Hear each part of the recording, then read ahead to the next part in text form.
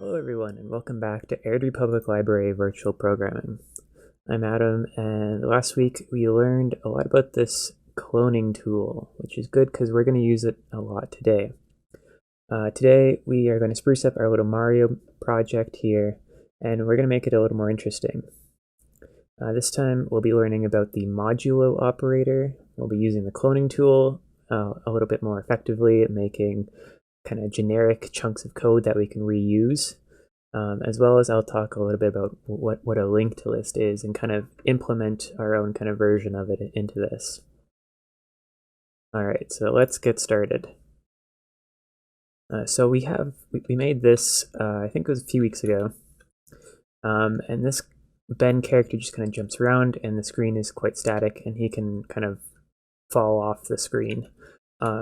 So instead of that, I think what we're going to do is we're going to make the background move and Ben's going to stay still.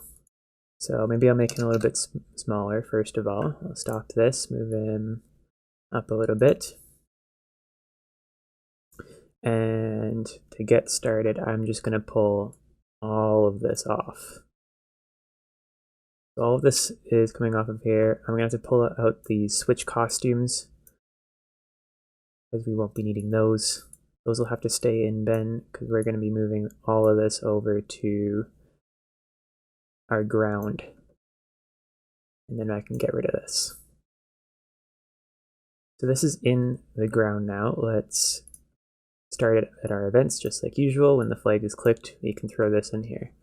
And just immediately that kind of starts to work. Our left and rights are backwards and up and down doesn't work. But we've already gotten a good start here. So I'm going to hit stop, and I can easily fix the left and right being backwards just by changing which key does what here. So now left and right should be correct. Yep, that's correct. And I think we have to redo a majority of this. So let's see what I'm doing here. All right, so we're going to start with our variables, and I'm going to create a new variable. I'm going to call this grounded for all sprites. And under our Ben, this is where we're going to decide that.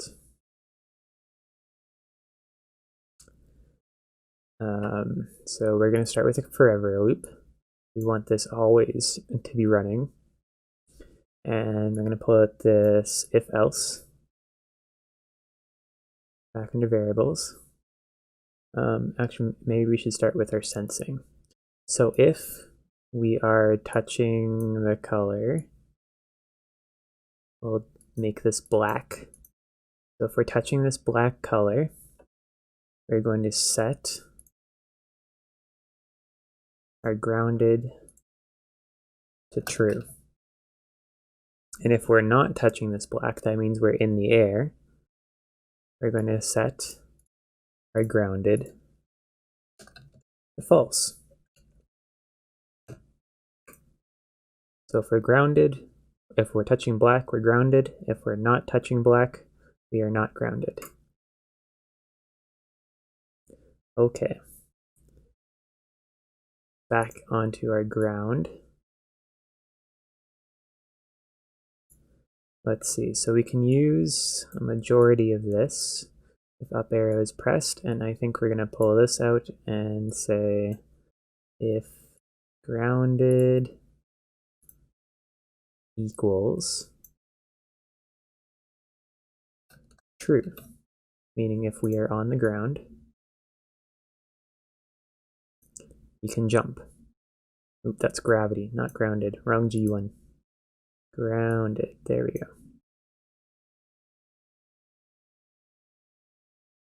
So if grounded equals true, and we press the up arrow, we want to jump by setting our Y speed up. But just like earlier, with our left and right being flipped, our up and down are also going to be flipped, which means we have to take all of this stuff and invert it. So we're going to start with Ben. We're going to change gravity to go the opposite direction. We're going to go back into ground, change our y speed to negative 15 instead of positive 15. We need to change this as well.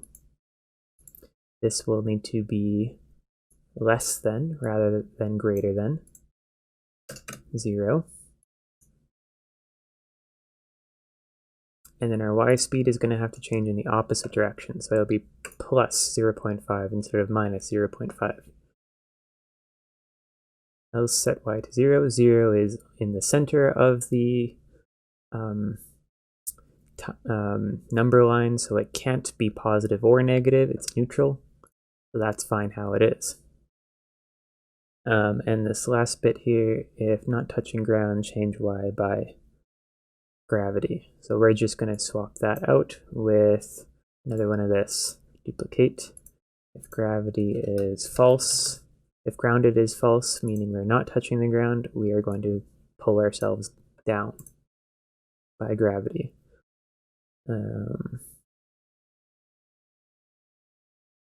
And I think maybe I'll just put this up into here so that we don't have to worry about our y speed if we haven't changed it from 0. Okay, so let's make sure everything here is okay. We set gravity. That's good. We do actually have to put this in the forever loop, which makes sense. And when we start, not quite working. Okay, let's see what's going on here. Okay, so let's take a look at this, make sure if grounded equals false, we want to change y by gravity. Grounded equals false, should be changing by 5. I see what's happening. So our gravity is actually a local variable. See, if I make this visible here, it says ground gravity, and this one says bend gravity. Means we want to delete this gravity. It's going to get rid of a lot of our stuff here, kind of mess it up a little bit. Go back into bend, delete the bend gravity as well, and remake it for all sprites. It was for this sprite only earlier, and that's why it was messing up, because it wasn't shared between everything. It was creating its own for each one. So let's call this gravity again, and we can set gravity when we start to was it positive 5 earlier? Then we need to go back into ground and reset this. Grounded equals false, change y by gravity. I think that was really the only place we had used it earlier. Okay, so let's stop this, start this again. Oh, and it looks like it's working out. All right, so I think the next thing we're going to do is give little Ben here a few more animations. So all of his animations have to be controlled in his sprite. We can't control Ben from the ground sprite. We can only control Ben from the Ben sprite. It means we're going to have to do some if-elses in here to make sure that we're showing the right sprite at the right time. He has quite a few little walks here, so maybe we'll just cycle through A and B. For walk, we want C when he's falling or jumping, and D would look great when he's standing still. So let's get started on that.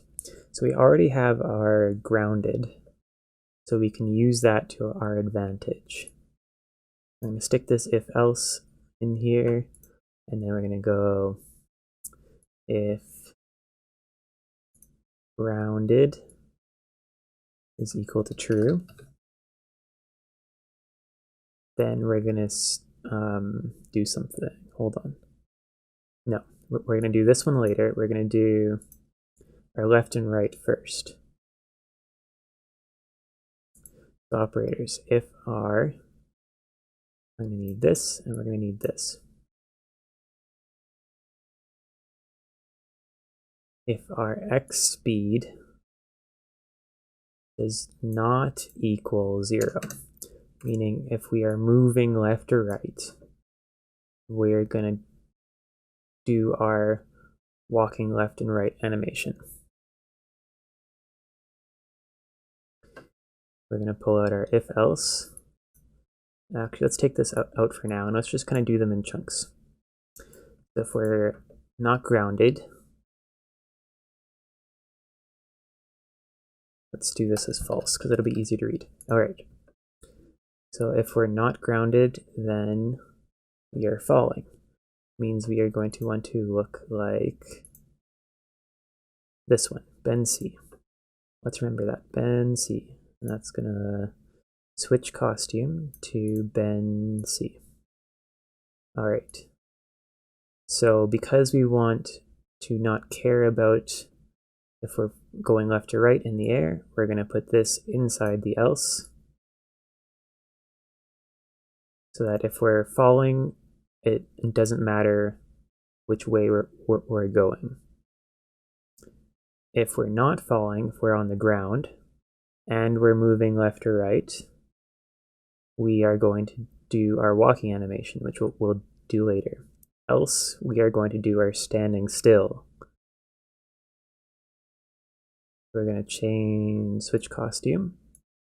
Ben D, I think that's the right one. Yep.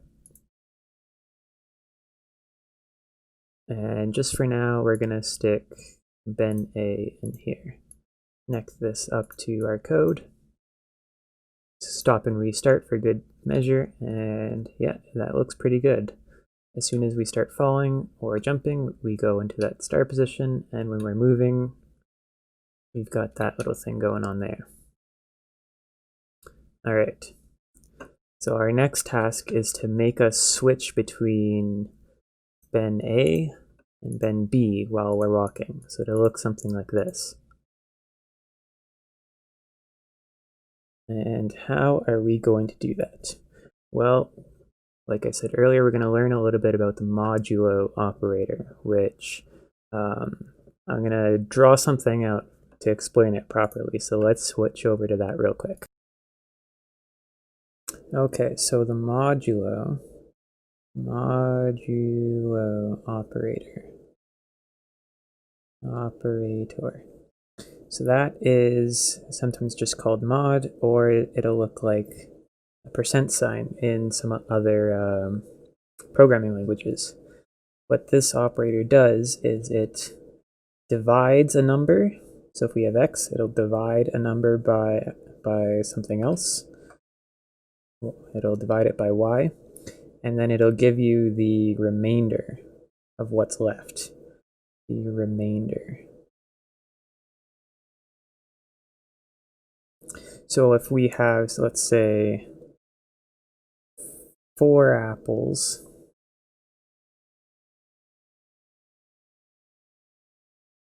and divide that by 4,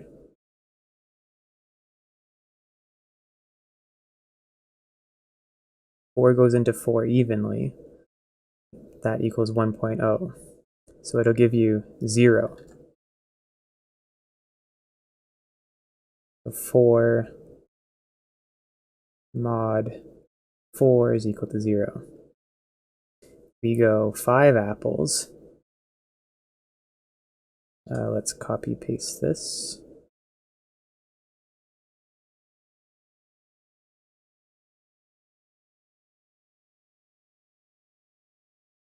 We go 5 apples divided by 4. 4 of them will go into here, and then there's 1 left over. So 5 mod 4 is equal to 1. Does that make sense? We have 6 apples. There's 2 left over. So 6 mod 4 is 2. And then we get all the way back up to 8 apples again. Let's just get rid of this.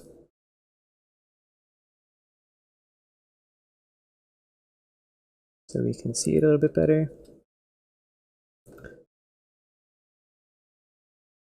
We go 8 apples, mod 4, that goes evenly into there. So if this was 8 divided by 4, that would equal 2. But because we're going 8 mod 4, it equals 0, because there's nothing left over again. And I'm sure, as you can guess, if we go up to 9 now, it becomes 1 again. So that's kind of what the modulo operator does. It gives you the remainder of your x divided by y. A little bit complicated, but it has a lot of really good uses, and I'll show you one right now. Scratch has some handy stuff going on here, and one of these things is the timer. So you can see it naturally has this in here, and when I click that box, it'll pop up the timer over here. And we're going to use this timer and the mod function to our advantage. So just for visual sake, I'm going to create a new variable and call it mod example. And then we're going to set our mod example to using this mod operator. So it's right here, just says mod. And I'm going to use that mod. We're going to go timer mod 1. You can see how it goes up to 1 and then back down to 0, up to 1 and then back down to 0. If we go mod 2,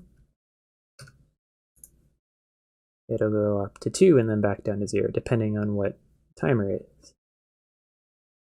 So we're going to use this to our advantage to kind of flip-flop in between these sprites based on where the timer is at.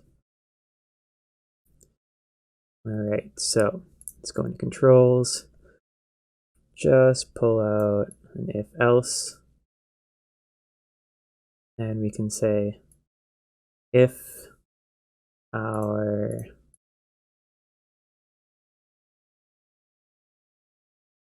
timer mod 1 is less than a half, then we'll do costume A.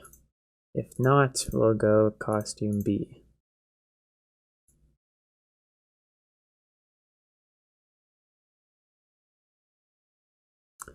So let's start this up again, and you can see that he's now switching costumes, and it's every half second, you'll notice.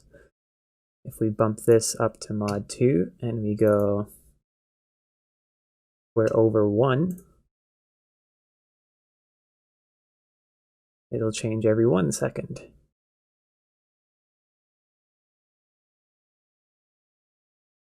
Maybe we want it really fast, like he's really motoring, so we'll mod 0.5 and say 0.25, even half of that. Now this is 4 times a second. It'll change.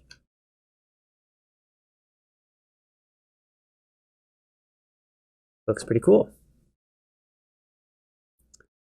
Anyways, that's all the time we have for today. Thank you so much for watching. Next time I'll show you the linked lists and how we are going to use them to make an infinite size of our course here. I've been Adam, and thanks for watching.